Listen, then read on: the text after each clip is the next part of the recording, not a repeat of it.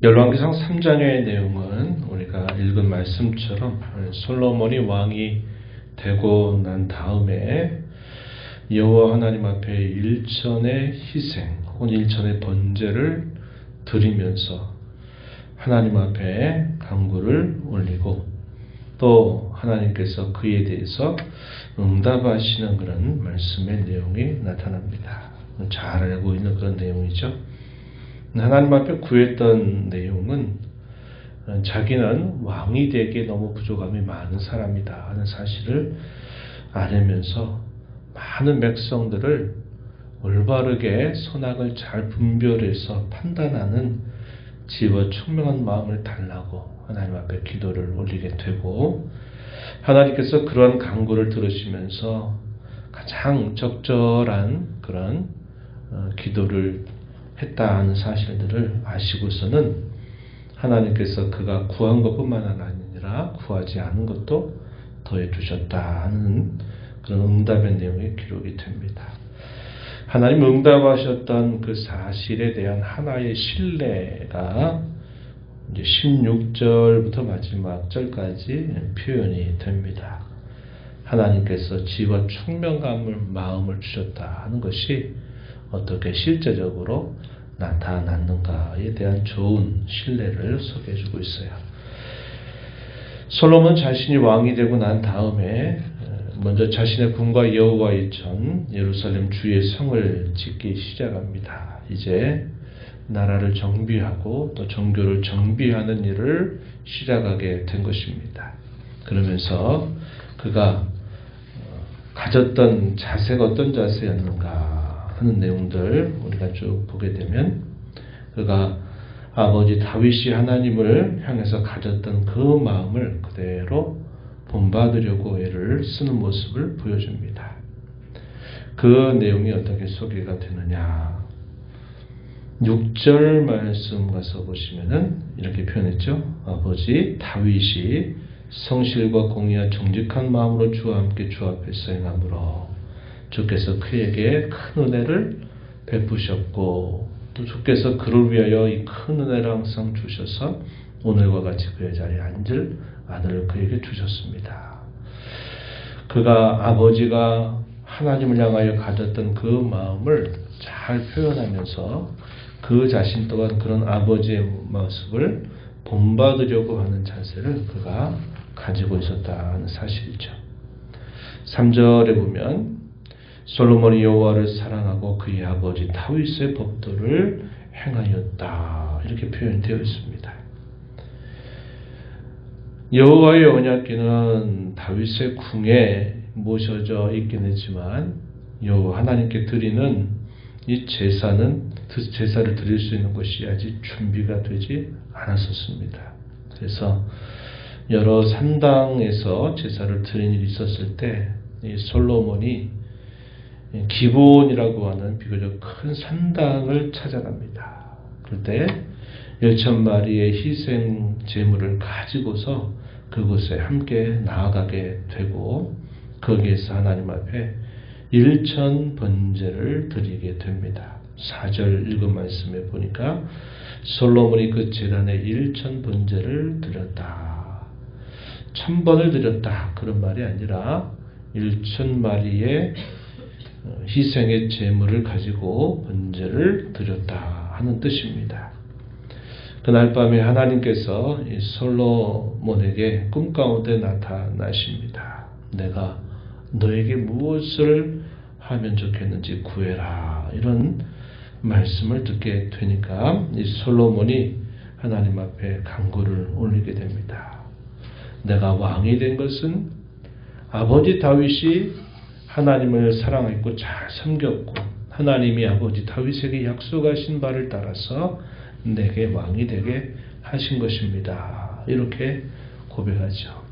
겸손한 태도를 가졌습니다.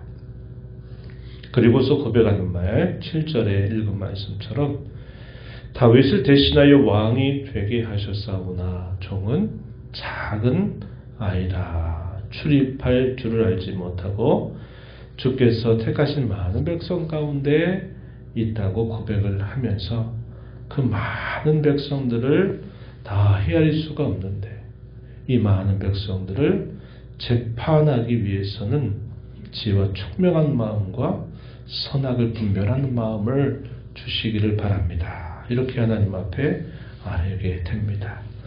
이러한 간구의 내용이 주의 마음에 잘 들었다고 표현을 해줍니다.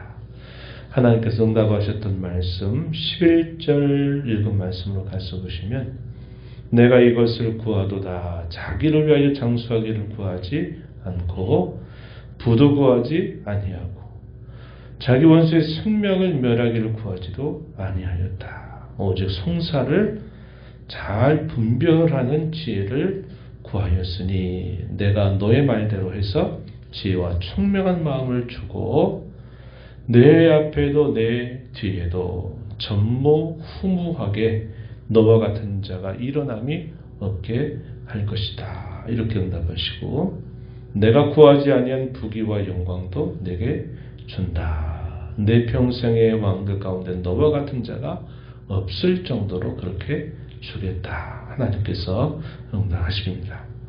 그리고 중요한 하나의 조건이 따라붙죠. 14절 보시면 만일 내 아버지 다윗이 행한 같이 내 길로 행하면 내 법도와 명령을 지키면 내가 또 내 나를 길게 할 것이다. 이렇게 하나님이 말씀하십니다.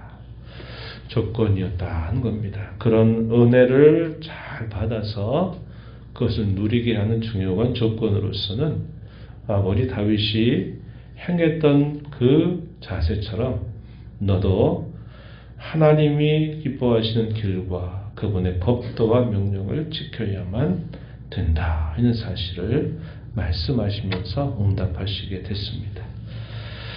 꿈이었습니다.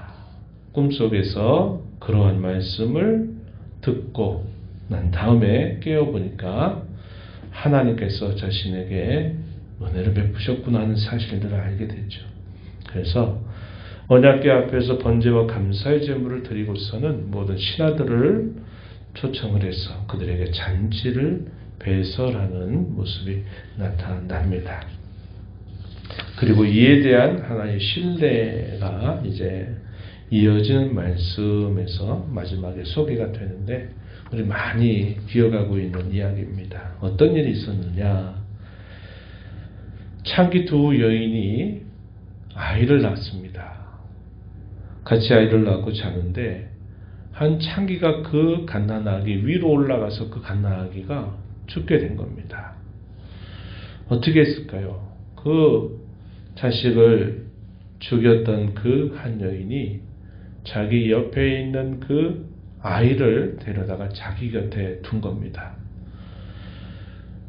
아이를 낳은 어미가 자기가 낳은 갓난아기 얼굴을 모를 리가 없죠. 다음날 보니까 자기 자식이 옆편으로 가 있고 한 겁니다. 그래서 왜 내 아이를 데려갔느냐 이제 가지고 이야기가 이제 시작이 되는데 아니다. 그 내 아들이다 라고 우기게 되면서 이게 큰 다툼이 일어나게 된 것입니다. 그러한 사실을 재판해 달라라고 여기면서 왕 앞으로 나오게 된 겁니다. 이 솔로몬 왕이 어떻게 조치했나요? 신하에게 명령을 해서 칼을 가져와라. 그래서 칼 가지고 이 아이를 둘로 잘라서 한 편씩 줘라. 이렇게 명령을 내리게 됩니다. 이 말을 들었던 실제 그 아이를 낳은 어머니는 마음이 불붙고 그 아이를 어떻게 그럴 수 있느냐 얼마나 많은 생각을 했는지 차라리 그 아이를 저 여인에게 주십시오 라고 말했고 또 다른 편의 여인은 그런 일에 대해서 별로 생각을 하지 않은 겁니다. 솔로몬이 어떻게 판결을 내렸을까요? 주라고 말한 그 여인에게 그 아이를 돌려주라 이렇게 하면서 그 재판을 마무리하게 됩니다. 아주 유명한 솔로몬의 재판이죠. 이 사실이 온 백성들에게 알려지면서 이 백성들이 그 말을 듣고서는 야 어떻게 저렇게 지혜롭고 또 저렇게 총명하게 판단을 내릴 수 있을까 깜짝 놀라게 되면서 그것으로 인해서 백성들이 왕을 두려워하는 마음을 갖게 되었습니다. 마지막 28절 말씀, 온 이스라엘이 왕의 심리하여 판결함을 듣고 왕을 두려워하였으니 이는 하나님의 지혜가 그의 속에 있어 판결함을 봄이더라. 하나님께서 꿈속에 나타나서 내가 구하지도 아니한 것을 내게 더해 주겠다. 내 앞으로도 내 뒤로도 너와 같은 그러한 지혜를 가진 사람이 없게 하겠다 하셨는데 하나님이 응답하셨다고 하는 사실을 이 총명한 재판을 통해서 이것이 확정되는 그런 사건을 기록해 주고 있습니다. 솔로몬 왕이 통치 초기에 그가 행했던 그 일 가운데서 아주 잘한 일이 바로 이러한 일이었습니다. 아버지 다윗의 유언에 따라서 선악을 잘 분별해서 나라를 위태롭게 했던 사람들은 결국은 처단을 하게 되고 또 나라에 좋은 유익을 끼쳤던 사람은 선대하는 마음을 갖고 여호와 하나님 앞에 큰 희생의 제사를 드리고 그의 마음속에는 아버지 다윗이 사랑했던 것처럼 하나님을 향한 사랑이 나타나서 하나님 앞에 희생을 드렸다는 사실입니다. 우리가 이 말씀을 통해서 확인하게 되는 중요한 원리 중에 하나가 뭐냐면 1000마리 희생을 드린 것보다 이 솔로몬이 가졌던 더 앞선 중요한 자세가 뭐냐면 여호와 하나님을 사랑하였고 다윗의 법도를 순종한 일이었다 하는 겁니다. 이미 우리가 앞에서 사무엘서를 통해서 확인한 것처럼 제사보다도 순종이 더 낫다라는 그 말을 사울에게 들려주었던 것을 기억합니다. 하나님 앞에 제사만 잘한 게 아니라 그 제사를 잘하기 위해서 먼저 하나님을 사랑하고 그의 법도를 지키는 자세를 잘 보였다는 거예요. 이것이 중요하다 하는 겁니다. 하나님과의 인격적 관계가 잘 맺어진 그런 상황 속에서 하나님께 드리는 그 제사를 하나님이 기뻐하신다는 것을 우리에게 잘 보여줍니다. 오늘 우리가 하나님 앞에 예배하는 것도 마찬가지죠. 하나님을 향한 사랑. 그분이 우리에게 베풀어 주신 그분의 은혜를 기억하면서 감사한 마음을 가지고 하나님 앞에 예배를 할 때 하나님이 우리의 마음도 받으시고 그에 따라 우리가 행하는 이 예배를 기뻐 받으신다는 사실들을 우리가 알게 되는 것입니다.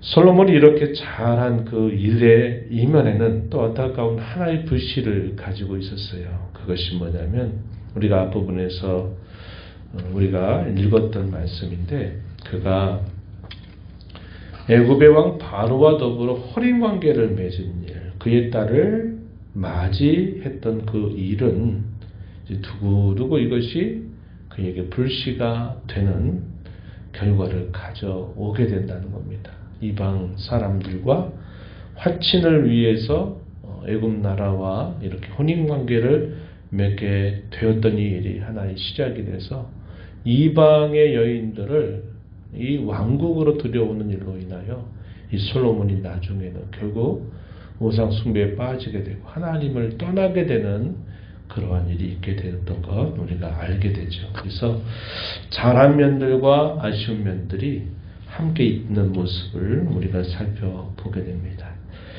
우리의 살아가는 삶 속에서 우리도 늘 그럴 수 있어요. 어떤 면은 잘하지만 또 어떤 면에 있어서는 부족함과 또 약점이 나타날 때가 참 많이 있습니다.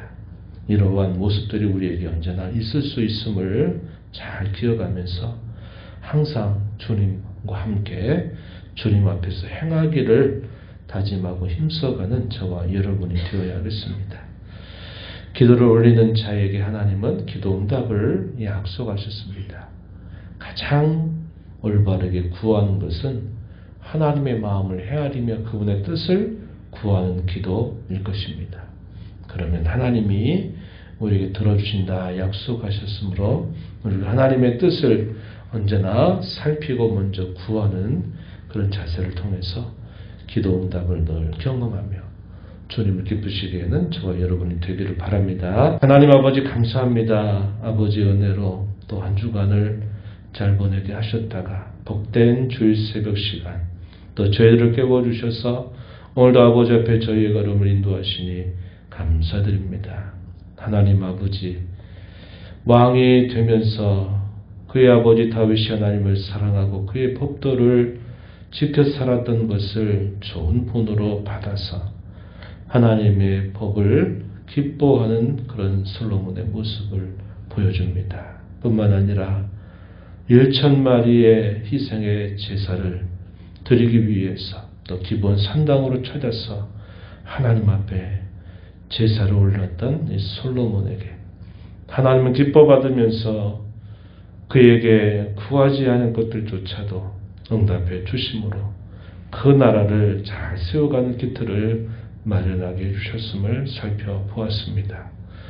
하나님 아버지, 이 솔로몬의 이런 모습들을 통해서 오늘 하나님을 예배하는 저희의 자세가 하나님 앞에 얼마나 중요한가를 다시 한번 깨닫고 하나님의 사랑에 대한 응답, 하나님을 사랑하는 그 마음을 담아서 하나님을 기쁘시게 예배하는 저희 모두가 되도록 은혜를 베풀어 주옵시고 간구를 올릴 때 무엇보다도 하나님의 마음과 뜻을 헤아리며 올리는 간구를 통해서 응답받는 일을 통해 하나님께 기쁨이 되는 저희들의 삶이 되도록 도와주시옵소서. 은혜의 보좌 앞에 나와서 아버지 은혜를 구하는 모든 심령들의 간구를 들려주시고 응답해 주시기를 바라며 예수님의 이름으로 기도하옵나이다. 아멘.